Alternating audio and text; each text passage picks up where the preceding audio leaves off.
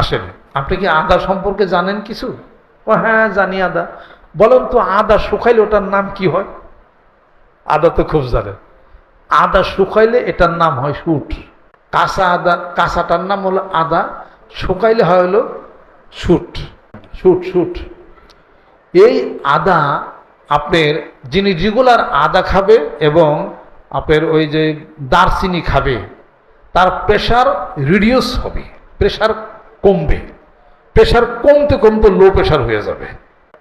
আপনি তো শুধু গেলে প্রেশার ওষুধই খাইতেছেন।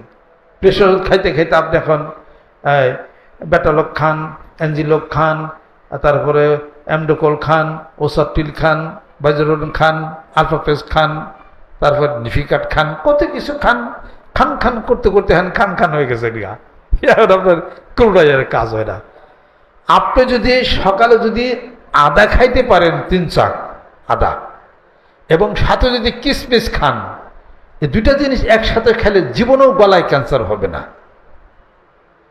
ক্যান্সার জীবনেও হবে না কোনোদিন। এবং এই আদা এবং কিশমিশ যদি খান, লিভারে ক্যান্সার হবে না, আপনার গলায় ক্যান্সার হবে না। প্যাঙ্কিয়াস বুঝেন? প্যাঙ্কিয়াসে আপনার সঠিক এবং ভালো হয়ে যাবে। যে প্যাঙ্কিয়াস থেকে ইনসুলিন সিক্রেশন হচ্ছে,